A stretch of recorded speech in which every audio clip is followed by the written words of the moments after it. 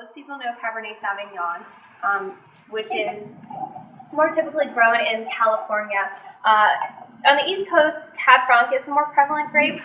The main reason is it ripens about 2 weeks earlier, so you can pick it about 2 weeks sooner. And the season that you generally pick the Cab Franc is late October.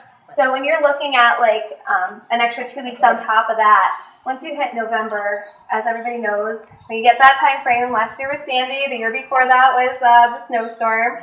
So it's kind of one of those things that more people rely on for, wintertime, a glass on its own to warm you up, or, even with food, steak, spaghetti. I mean, anything in nice cooler, it can stand up to a lot more spice and a lot more black pepper than a lot of lighter wines would be able to do. So you can really pair it with some really nice, fabulous, fun things. I noticed you have a lot of marriage in your family, and all your glasses say celibate. Celebrate. Oh. You don't have to worry about that with us. I've had too much wine. So what other places have you guys gone to? Another. This is our first. Oh, really? Yeah. We're debating about how many more we're going to. Yeah. Now this is the Gewürztraminer, which, as you can tell, is a very German name. Gewürztraminer is similar to like a Riesling, and it's grown in similar areas than Riesling is. You're going to notice that perfuminess that comes on the nose. It's very, very beautiful smell. You're going to get that perfuminess on the palate too. But the major difference between Riesling and Gewürztraminer is you're going to notice on the back end of the palate, you get a little bit of like a spicy lychee feel that comes naturally with the grape. Also, it tends to just be a little bit of a different consistency as well. It's not as light and crisp. It's a little bit fuller, a little bit heavier on the palate as well. It's lovely, but I would not. I mean, it really is. It's very interesting. Well, I say that. Perfumey. Yes.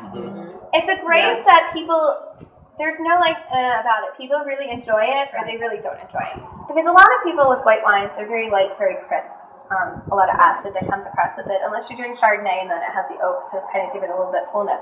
This has a little bit more heaviness to it, a little bit more complexity than you would normally see in a white wine.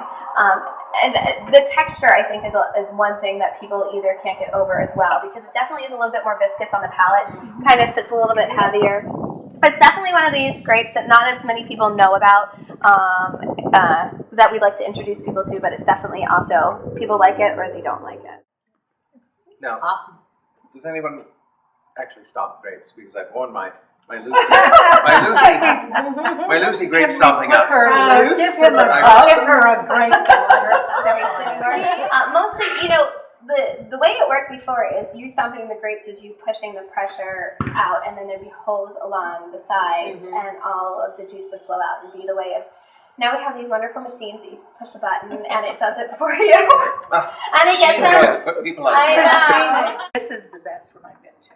Oh, and it may be that it's private. I mean, if you go to a place where everybody's lined up at the counter, obviously the people behind the counter, as much knowledge as they have, don't have the time to do what you've done.